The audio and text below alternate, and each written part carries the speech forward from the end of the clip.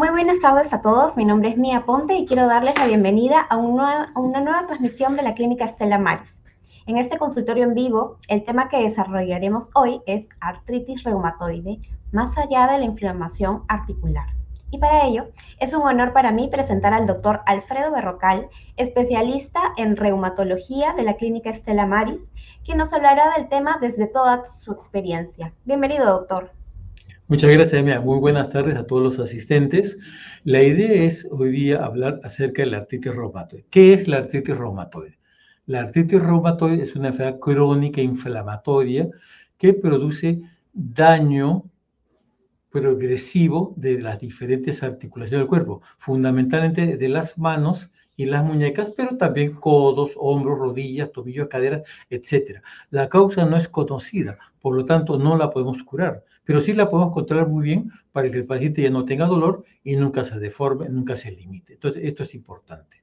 ¿Ok? No tenemos una causa conocida, pero sí la podemos controlar para hacer que el paciente tenga lo que se llama remisión completa. Muy bien. ¿Cuáles son los principales síntomas y a quién afecta la artritis reumatoide? La artritis reumatoide afecta mayormente a mujeres. De cada 5 pacientes, 4 son mujeres, 1 es varón. Y usualmente la edad de inicio es entre los 30 a 50 años de edad. Por supuesto que vemos también pacientes más jóvenes. Por ejemplo, 17, 18, 19 años de edad que empiezan con artritis reumatoide. En ellos, en quienes empieza a edad muy temprana, la artritis reumatoide suele ser más agresiva, más destructiva. Por lo tanto, hay que diagnosticarla precozmente y tratarla agresivamente desde el inicio para evitar deformidades. Pero también tenemos artritis reumatoide que debuta después de los 60 años de edad. Eso se conoce como artritis reumatoide de inicio tardío. Hemos visto pacientes que debutan a los 70, 75, 80 años de edad. Entonces es importante también conocer esto y darles un tratamiento adecuado para mejorar la calidad de vida de estos pacientes. ¿Cuál es el cuadro clínico de la artritis reumatoide? ¿Qué síntomas presentan? El fundamental es el dolor. Hay dolor por la inflamación articular. Los nuditos de los dedos, estos y estos, se hinchan, se ponen rojos, calientes, queman, duelen y el paciente tiene limitación para hacer sus actividades de la vida diaria. También se inflaman, por supuesto, las muñecas, los codos, las rodillas, el tobillo, etc. Entonces el paciente amanece con mucha rigidez. Me dice, doctor, despierto, mis dedos están duros. Tiene que pasar media hora, 1 hora para que se suelten. Eso se llama rigidez matutina y es por la inflamación de las articulaciones. Muchos pacientes se levantan con mucha dificultad o no pueden levantarse de la cama por el dolor articular y hay que ayudarlos a levantarse. A otros hay que ayudarlos a peinarse, a bañarse, hay que ayudarlos para comer, hay que ayudarlos para caminar. Algunos no pueden caminar fácilmente, hay que llevarlos en silla de ruedas al inicio. Entonces, esto es para que se den una idea cómo la enfermedad puede ser tan severa que limita totalmente la capacidad articular del paciente. Los pacientes ya no pueden cocinar, no pueden lavar, no pueden barrer. Es decir, sus actividades de la vida diaria se ven muy limitadas y eso conspira contra la calidad de vida del paciente, su grado funcional y, por supuesto, la parte emocional, porque una limitación funcional severa, es decir, dejar de hacer lo que estaban acostumbrados, conlleva mucha ansiedad, depresión, trastorno del sueño, insomnio. Y es por eso que esta conversación se llama artritis reumatoide más allá de la inflamación articular, porque no solamente hay artritis, es decir, no solamente hay dolor e hinchazón de las articulaciones, también hay otras condiciones que se asocian. La que les digo, ansiedad, depresión, muy frecuente en nuestro país. Yo diría que 80-90% de pacientes con artritis reumatoide que recién inicia tienen depresión, tienen insomnio, no pueden dormir por dolor, no pueden dormir por la preocupación, tienen depresión porque no pueden hacer su actividad de la vida diaria. Los pacientes pueden desarrollar osteoporosis por la artritis reumatoide. ¿Por qué? Porque el paciente con mucha actividad no camina, está inactivo, está sedentario, muchos reciben corticoides que producen pérdida de la masa ósea y osteoporosis. La misma actividad de la artritis reumatoide hace que se pierda masa ósea y aumenta el riesgo de osteoporosis. ¿Y por qué es importante eso? Porque la osteoporosis aumenta el riesgo de fracturas, sobre todo de cadera. Y la artritis reumatoide per se, por sí sola, ya es un factor de riesgo para fractura de cadera. Y cuando ocurre una fractura de cadera, el 40% de los pacientes que son sometidos a una cirugía de prótesis de cadera el 40% de ellos puede quedar con mucha limitación que implica uso de bastón, muletas, andador, silla de ruedas. Entonces, como se dan cuenta, es algo muy importante controlar esto. Los pacientes, hasta en un 30%, pueden tener hipotiroidismo asociado y hay que buscarlo. Es decir, que la tiroides no funciona bien. Y eso puede hacer que la artritis no responda adecuadamente al tratamiento que le damos. Entonces, buscar si la tiroides está funcionando bien también es parte fundamental del manejo de estos pacientes. Entonces, como se dan cuenta, hay muchas cosas que tenemos que hacer, no solamente mirar las articulaciones. ¿Qué otros órganos se pueden comprometer por la artritis reumatoide? Los ojos. Primero las manos. Veamos qué pasa con las manos. La primera diapositiva, por favor. Vemos claramente que esta paciente con artritis reumatoide de más de 10 años de enfermedad no puede extender bien los dedos. Eso es lo máximo. Es decir, hay una dificultad para extender los dedos. Esto se llama dedo en boutonnière o nojal de botón, una deformidad característica de la artritis reumatoide. Esto ocurre en los dedos, en las interfalanges proximales. Estas son las interfalanges proximales. Pero puede ocurrir también la inflamación en otras articulaciones, como en los tobillos, por ejemplo. Entonces, miramos la foto de los tobillos, por favor. Vemos el tobillo está hinchado. En estos casos, el tobillo va a estar hinchado, va a estar caliente, va a quemar, va a estar rojo, va a haber limitación para flexionar y extender el tobillo, va a haber dolor y limitación para caminar, para subir escaleras. Entonces, el paciente se va a ver limitado en su marcha y puede estar en silla de ruedas o usar bastón o muletas o andador por este problema. ¿Ok? Entonces, eso es bien importante. Entonces, cuando hay compromiso de las articulaciones, uno debe buscar rápidamente la evaluación por un médico, idealmente un médico especialista, en este caso el reumatólogo. Si no tenemos acceso al reumatólogo porque está en una provincia lejana donde no tenemos especialistas, pueden acudir al médico internista, al médico general o al médico de familia, quien va a sospechar la enfermedad, le va a empezar el tratamiento inicialmente con antiinflamatorios o, entre comillas, calmantes, y lo va a derivar después a un centro de salud de mayor complejidad para el diagnóstico final de artritis reumatoide y el manejo más adecuado. ¿Y el manejo más adecuado de qué depende? La siguiente diapositiva. Depende del compromiso de las articulaciones, depende de los exámenes de laboratorio, pero depende también de las imágenes. Veamos esta radiografía. Y si ustedes ven la radiografía de mano, vemos la deformidad característica de la artritis reumatoide. Vean cómo los dedos no están alineados. No están totalmente rectos. Se están yendo en ambas manos los dedos hacia la izquierda, hacia el lado cubital. Por eso esto se llama desviación cubital o dedos en vendaval, que es una deformidad característica de la artritis reumatoide. Esto ya nos habla de mucho tipo de enfermedad no controlada y nos habla de que debemos ser muy agresivos con el tratamiento que debemos dar. Pero decíamos hace un momento que la inflamación no solo es articular. Hemos visto lo destructivo, lo dañino, lo perjudicial que puede ser la inflamación articular no controlada por buen tiempo. También hay inflamación fuera de las articulaciones. La siguiente, por favor. Por ejemplo, el ojo se puede comprometer en artritis reumatoide. Lo más frecuente es el síndrome de Sjögren, es decir, hay sequedad ocular, falta de lágrimas, el ojo se pone rojo, se reseca, hay mucha legaña. Entonces hay que usar lágrimas articulares para esto. Pero a veces la artritis reumatoide puede ser tan severa que el ojo se puede poner rojo, puede haber úlceras corneales que se pueden perforar, puede haber escleritis, es decir, la parte blanca del ojo se pone muy roja, hay dolor severo en el ojo, hay fotofobia, es decir, el paciente no tolera la luz del sol, no tolera la luz de la casa, tiene que estar a oscuras con las cortinas cerradas porque eso le causa mucha molestia y el dolor del ojo es muy severo y se puede asociar al dolor de cabeza del lado del ojo afectado, que puede ser muy severo. Entonces, es una complicación muy grave de la artritis reumatoide que puede ulcerarse también y hacer que el paciente pierda la vista. Entonces, importante acudir al oftalmólogo si el paciente con artritis reumatoide tiene el ojo rojo con mucho dolor. ¿Ok? Entonces, vean que es importante. El pulmón también se puede afectar en artritis reumatoide. Hay lo que se llama la enfermedad pulmonar intersticial, que a la larga, si no controlamos la artritis reumatoide, eso progresa y nos lleva a ¿qué? Nos lleva hacia la fibrosis pulmonar, que en su etapa final va a llevar a dependencia del oxígeno permanentemente en la casa. Entonces, todo eso se puede evitar si es que uno controla adecuadamente la artritis reumatoide. ¿La artritis reumatoide puede afectar los riñones? Sí, No necesariamente por la misma artritis reumatoide, pero la inflamación crónica no controlada lleva a que se deposite una sustancia en los riñones que se llama amiloide. Eso lleva a perder proteínas por riñón, hace que la orina sea espumosa.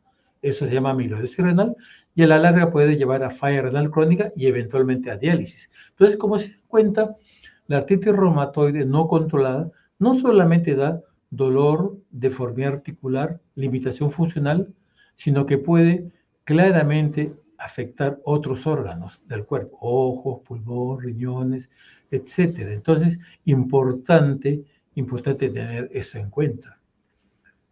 Muchos pacientes, muchos de mis residentes me preguntan, ok, doctor, entonces ya hemos hablado qué es la artritis reumatoide, ya tengo en claro a quiénes se afecta, mayormente mujeres entre 30 y 50 años de edad, ya sé cuáles son los síntomas, sé que puede afectar otros órganos aparte de las articulaciones. Pero algunos me preguntan, ¿y la incidencia de cáncer cómo es en artritis reumatoide? Y eso es algo que también debemos saber. Muchos médicos no lo conocen, ustedes tampoco, no tienen por qué saberlo, pero es bueno recordar que la artritis reumatoide tiene predilección por algunos tipos de cáncer en especial que hay que cuidar.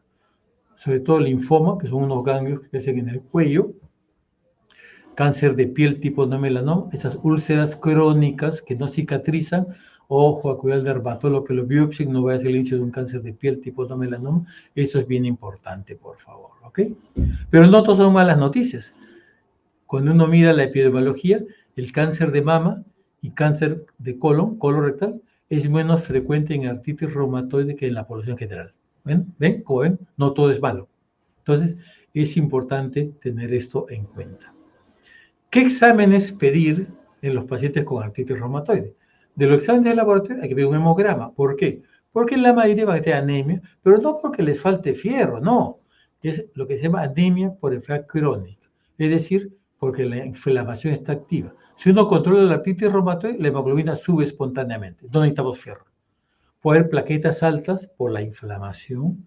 Los restantes fase aguda, velocidad de sedimentación y proteína C-reactiva van a estar elevados por la inflamación y van a disminuir o normalizarse cuando controlemos la artritis reumatoide.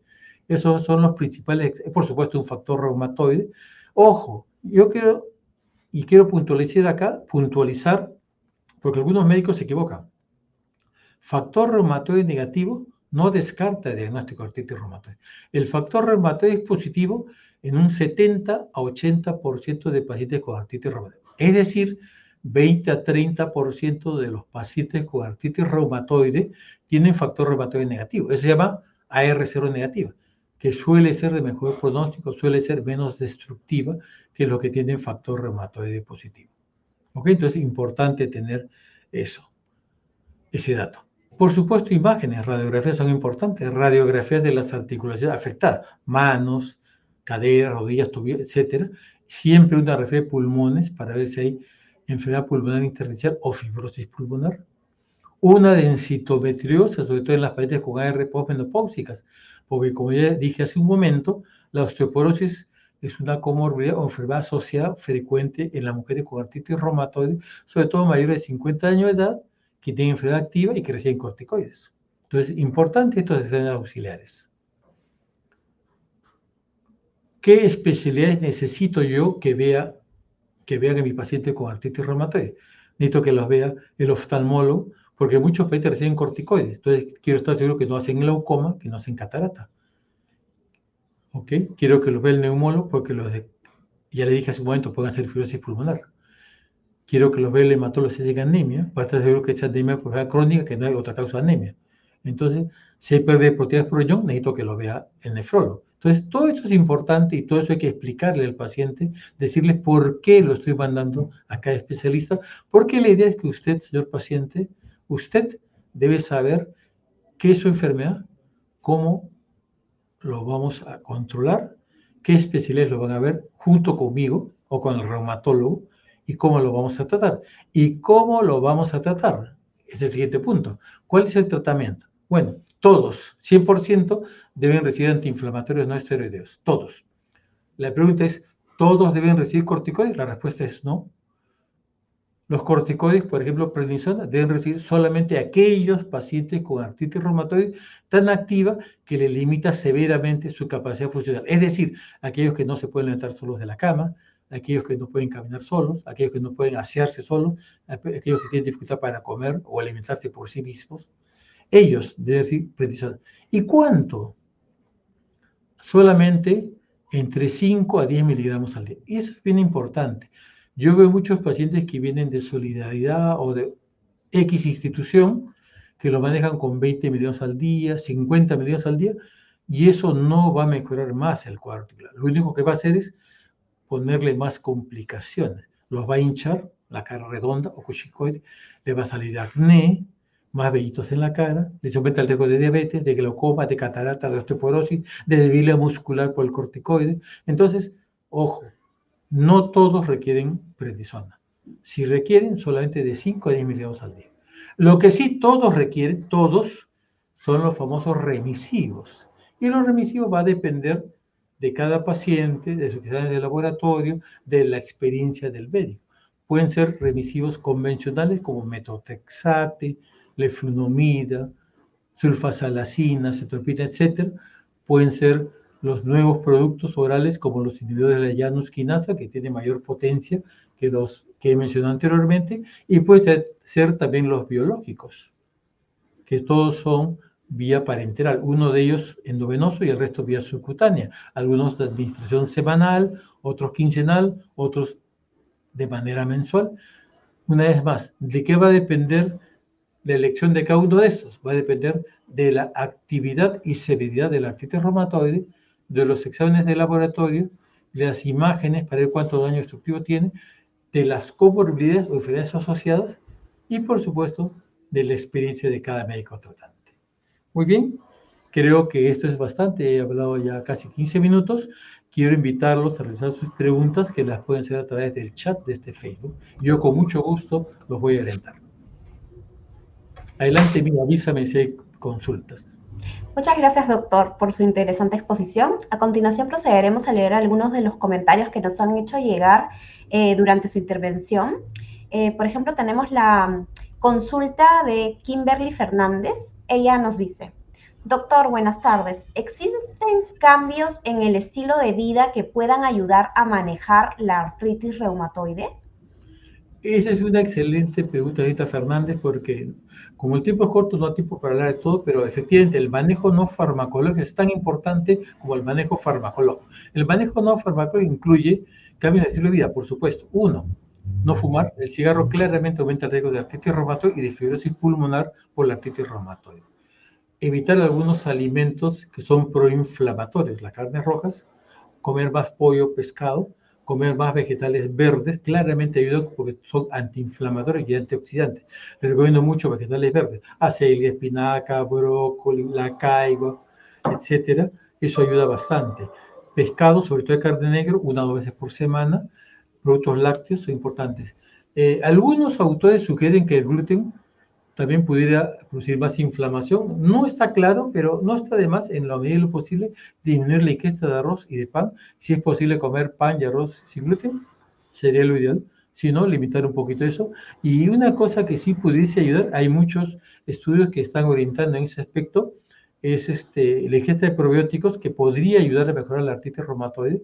Yo recomiendo mucho a mis pacientes yogur con probióticos y darle dosis de vitamina D. También hay estudios que sugieren que ayuda a controlar la artritis reumatoide. La dosis mínima recomendada es 2.000 unidades de vitamina D al día. Hay estudios que sugieren que eso ayuda a controlar la inflamación. Muchas gracias por la pregunta. Excelente, doctor, buen punto. Otro comentario de Ricardo Tello es, él nos dice: ¿la artritis reumatoide es genética? ¿Quiere decir que los hijos heredamos esta enfermedad? Mi mamá tiene 40 años con esta enfermedad. Es una buena pregunta, Ricardo. Felizmente no es genética al 100%. Hay un mayor riesgo, pero lo más probable es que usted nunca haga artritis reumatoide. Yo estoy siguiendo muchos hijos de madre, tengo más de 300 pacientes con artritis reumatoide que han dado a luz, que han tenido 1 o más embarazos. Lo estoy siguiendo hasta ahora desde hace casi 30 años. Yo llevo 39 años en el hospital, ya casi 30 años, y de ellos le puedo garantizar que de esas 300 mujeres, solamente 2 han hecho enfermedades reumáticas. Una ha hecho enfermedad de tejido conectivo y la otra paciente ha hecho lupus eritematoso sistémico. Ninguno ha hecho artritis reumatoide juvenil. Sí he visto hoy día un señor cuya nieta tiene artritis juvenil idiopática, pero eso es una cosa muy inusual, como usted se da cuenta, es muy infrecuente. Así que lo más probable es que usted no haga artritis reumatoide nunca. Qué bueno. El comentario del usuario EGN nos dice, ¿qué ocasiona la enfermedad? Si me puede describir algunas causas y recomendarme algún tipo de bibliografía. Esa es una buena pregunta. Lamentablemente no hay una causa asociada. Se cree que todos tenemos una base genética, nacemos con una predisposición, con un gen específico, que no está muy claro cuál es. Pareciera ser que es el HDR4, pero no está muy claro todavía. Y esa predisposición hace que con algún agente del ambiente se desarrolle la enfermedad. ¿Cuál es ese agente? Puede ser un microbio, una bacteria, un virus, puede ser un tipo de alimento, puede ser algo del ambiente como el tabaco, el plomo, etc. No está claro, no se sabe actualmente, por lo tanto, no sabemos cuál es ese disparador de la enfermedad. Por lo tanto, todavía no podemos curarla, lamentablemente. No hay respuesta para eso. Por eso no curamos, pero controlamos muy bien la enfermedad. Muy bien, doctor. Luego, Ricardo Tello nuevamente nos hace una consulta, pero muy interesante, porque nos dice si es que hay algún tipo de prueba que se pueda hacer para descartar esta enfermedad. Mire, Ricardo, yo le voy a decir una gran verdad que leo a mis alumnos pregrados y mis residentes. La mejor manera de estar seguro si tiene o no tiene artritis reumatoide es examinarlo personalmente, tocarle todas las articulaciones. Si encuentro engrosamiento sinovial, es decir, algo en las articulaciones que me haga sospechar, recién le pido los exámenes, que son los restantes de fase aguda que mencioné hace un momento, velocidad de sedimentación, proteína C reactiva, y también le pediré un factor reumatoide si tengo la duda. Pero si yo lo examino y veo que no tiene nada articular, no le voy a pedir nada. Entonces, repito, tiene que verlo primero un reumatólogo y hacerle un buen examen físico. El examen de laboratorio no, porque, escúcheme, el factor reumatoide que se ve positivo hasta en un 70-80% de los pacientes con artritis reumatoide, Ricardo, es totalmente inespecífico. Se puede ver en HIV, en COVID, en hepatitis B, en hepatitis C, en malaria, en tripasonoma, en algunos tipos de parásitos, en todas las enfermedades reumatológicas, la que usted quiera, lupus, vasculitis, esclerodermia, polimiositis, artritis reumatoide, se puede ver hasta en esclerosis múltiple, en algunos tipos de cáncer. Entonces, no, primero que lo examine un médico especialista. Doctor, también tenemos otra pregunta de María Paredes. Ella nos dice, buenas tardes, ¿algún deporte que ayude a prevenirlo? ¿Algún qué? Deporte que ayude a prevenir la enfermedad. Sí, señorita Paredes, lamentablemente no existe un deporte que ayude a prevenir. Lo que ayuda a prevenir son los cambios de estilo de vida. Por ejemplo, no fumar, que claramente aumenta el riesgo de hacer artritis reumatoide. Eso es importante. Yo le diría también mantener un peso adecuado, no engordar, porque el sobrepeso y la obesidad en general aumentan el tejido adiposo en el cuerpo. ¿Y eso por qué es importante? Porque la grasa, contra la que uno piensa, no es un tejido muerto, no. La grasa tiene las células que se llaman adipocitos, y muchos de estos adipocitos producen sustancias proinflamatorias que se llaman adipoquinas. Entonces, sabemos actualmente que la obesidad es un estado de inflamación crónica, subclínica, que aumenta el riesgo de ¿qué? Aumenta el riesgo de hacer algunos tipos de cáncer, sobre todo el cáncer de mama en mujeres, que aumenta el riesgo de hacer enfermedades autoinmunes, lupus eritematoso sistémico, artritis reumatoide, que aumenta el riesgo de infarto de miocardio y de accidentes cerebrovasculares. Entonces, mantener un peso adecuado, no fumar, creo que esos son los principales factores importantes para disminuir el riesgo de hacer artritis reumatoide. Natación es un buen deporte, yo le recomiendo mucho natación, actualmente en piscina temperada. Buen puntos a tomar en cuenta. Gracias, Elin, por sintonizarnos. Ella nos dice, doctor, buenas tardes. Si empiezo con un tipo de ampollas biológicas que me recetó un doctor y luego otro doctor me recetó otro tipo de ampollas biológicas, ¿eso puede ser o se debería usar la misma ampolla biológica desde el inicio del tratamiento? Esa es una muy buena pregunta. ¿Qué son los biológicos? Los biológicos son un tipo de productos que controlan la enfermedad, que nacen de seres vivos, de cultivos de bacterias, de virus o de células cancerosas humanas, que producen un solo pico de anticuerpos contra determinado factor que ataca las articulaciones. Entonces, los biológicos están dirigidos contra factor de necrosis tumoral alfa, hay 5 en el mercado peruano, contra interleuquina 6, hay una en el mercado peruano, contra CD20 hay una en el mercado peruano, el otro CD28 ya no lo tenemos en el Perú. Entonces, ¿de qué depende que use cada uno? Depende que falle primariamente, que sea refractario, o falle a metotrexato, teleflutomida, cualquiera de estos que usamos.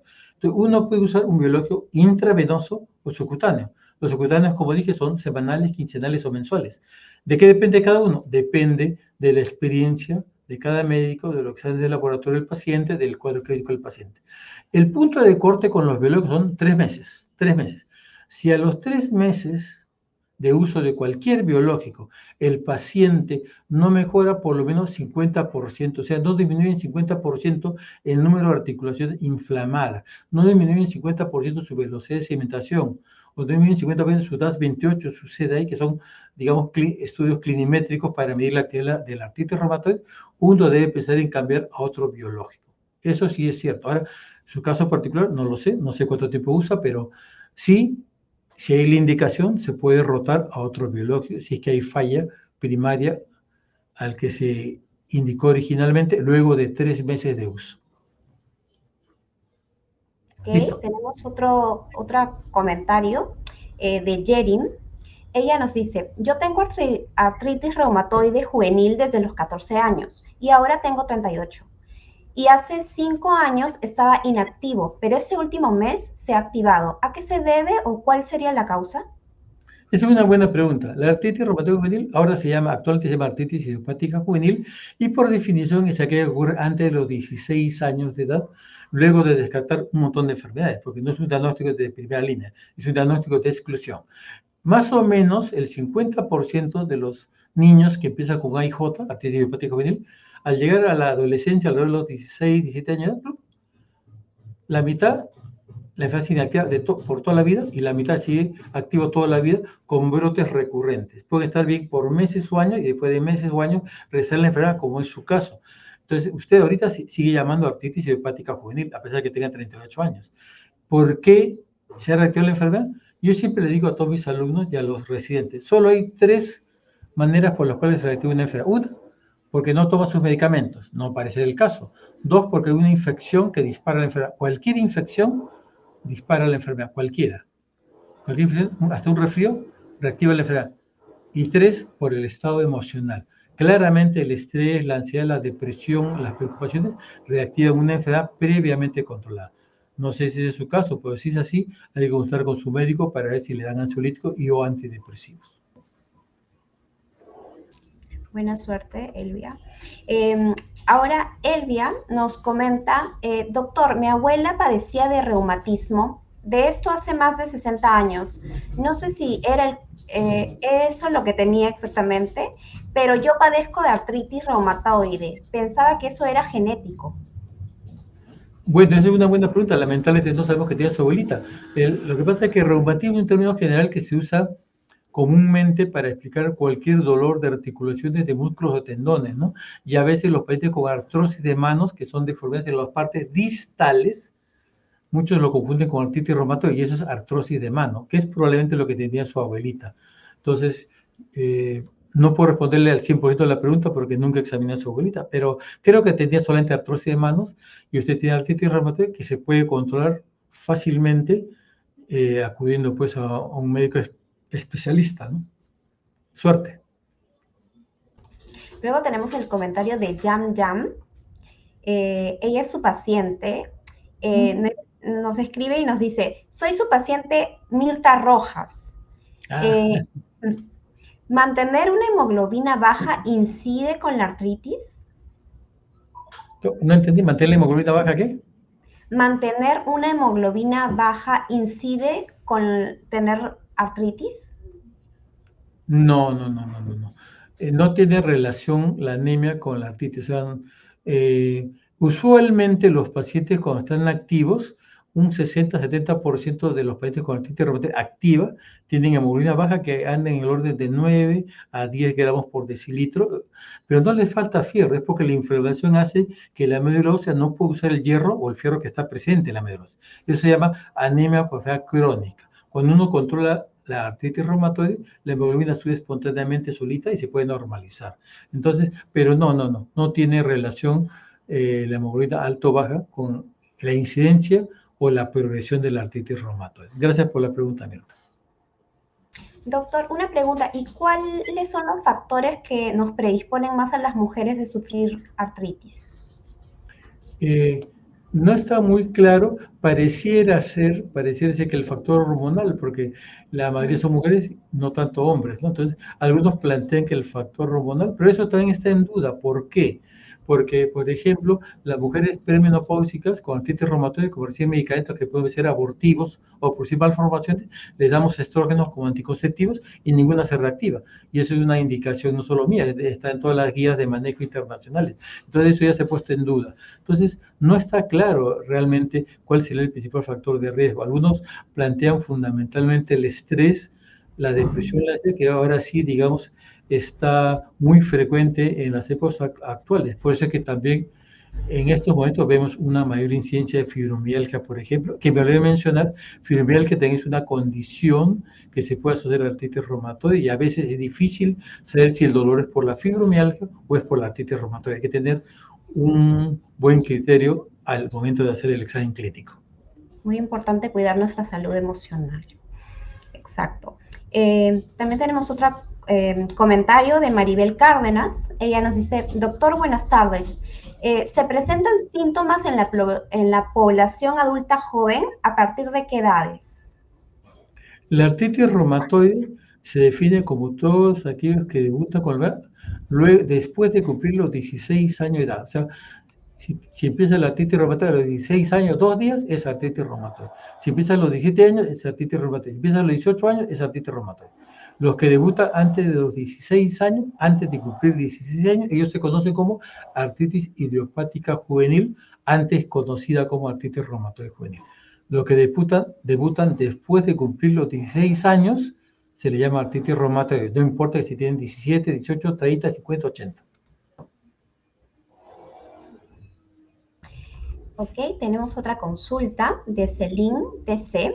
Ella nos dice, mi hijo tiene mucho dolor, está tomando deflazacort, etiricoxib, sulfasalamina, Sulfasalazina. metrotexacate, pero el dolor se ha incrementado más tanto que ahora le están aplicando morfina. ¿Cómo podemos ayudarlo, doctor, a bajar ese dolor? Bueno, es muy difícil dar una recomendación sin examinar al paciente. Yo diría que tiene artritis reumatoide por los medicamentos que usa. Habría que saber qué dosis usa de metotrexate, qué dosis usa de sulfasalazina. Se podrían llegar a dosis máximas. La dosis máxima de sulfasalazina es 3 gramos al día, de metotrexate entre 20 a 25 miligramos al día. También habría que ver si el etiricoxib que toma es de 60 o 90 miligramos, para reumatismo no articular, 60 miligramos al día está bien, pero para artritis reumatoide tiene que ser mínimo 90 miligramos al día. Entonces, yo no sé las dosis que recibe. Entonces, de repente su enfermedad no está bien controlada y de repente lo que requiere es o la adición de un tercer remisivo o el cambio de sulfasalazina a otro remisivo, o si hay la posibilidad por tener EPS o E-Salud, añadir un biológico. No puedo decirle nada específico, disculpe esta señora, porque no conozco el caso, no lo he examinado, no sé cuáles son sus exámenes de laboratorio y tampoco sé pues cuáles son las dosis de los medicamentos que usa. Entonces, solamente le puedo dar lineamientos generales. Consulte con su reumatólogo, por favor, y explíquele para que haga el mejor esfuerzo posible, ¿no? Bien, doctor. También tenemos el comentario de Jerin Vergara. Él nos dice, doctor, buenas tardes. ¿La artritis tiene alguna incidencia o relación con el frío? O sea, ¿el dolor aumenta con este clima? Sí, lamentablemente muchos dolores reumáticos en general, no solamente la artritis reumatoide, mucho dolor musculoesquelético o reumático en general aumenta con el frío, porque el frío lo que produce es mayor contractura muscular, lo cual aumenta la presión intraarticular y eso causa mayor dolor en invierno. Por eso hay que calentarse bastante. Yo siempre les aconsejo a mis pacientes, si pueden en invierno, que vayan 1 o 2 veces por semana al sauna y que se abriguen bastante y se bañen con agua tibia caliente. Muy bien. Muy bien, doctor. También, bueno, no es una consulta, pero tenemos un comentario de Rocío Aguilar que nos dice, doctor Berrocal, excelente profesional, gracias por su exposición. Bueno, muchas gracias, muchas gracias. La siguiente consulta no paga. Ya. También nos ha llegado otro comentario de Rosina. Rosina, muchas gracias por sintonizarnos. Ella nos dice, buenas tardes, ¿qué conexión tiene el post-COVID con la artritis reumatoide? La Ese sí. paciente tiene inflamación en tendones, pero de forma rotativa, es decir, duele en un punto y luego en otro. El post-COVID es una entidad de reciente reconocimiento que estamos viendo que puede durar meses o años después de haber pasado el COVID, y claramente hay que reconocer dos cosas, que el COVID puede dar artritis, pero es infrecuente. Hasta ahora en la literatura no pasan de 15 los casos reportados de artritis que es pasajera, transitoria, temporal, o sea, un tiempito. No se han reportado casos de COVID en pacientes con artritis reumatoide, hasta el momento, por lo menos reportados en la literatura internacional. Lo que sí está claro es que el post-COVID puede causar muchos dolores reumáticos a nivel de músculo, tendón o ligamento. Inclusive hay unos casos muy parecidos a fibromialgia post-COVID. De repente eso es lo que usted tiene. Habría que examinarla bien para ver qué está pasando, pero estoy seguro que no es porque la artritis reumatoide se ha empeorado. Probablemente tenga usted reumatismos no especificados o fibromialgia secundaria al post-COVID. Habría que examinarla. Sería bueno que su médico reumatólogo la evalúe correctamente. Gracias, Rosina. Listo, mía. Uy. Sí, aquí estoy. Muchas gracias, Rosina. Y bueno, perfecto. Esta ha sido la transmisión de hoy. Muchas gracias, doctor Alfredo Berrocal, por acompañarnos. Gracias a ustedes, Mía. Gracias por la invitación, a ustedes, a todo el equipo. Mauricio, Alejandra, Claudia, a ustedes, a la clínica en particular. Muchas gracias. Gracias, doctor. Recuerden que para más información pueden agendar una cita con nuestro staff de especialistas ingresando a nuestra página web de citas que está en pantalla, y nos vemos hasta una próxima oportunidad. Hasta luego.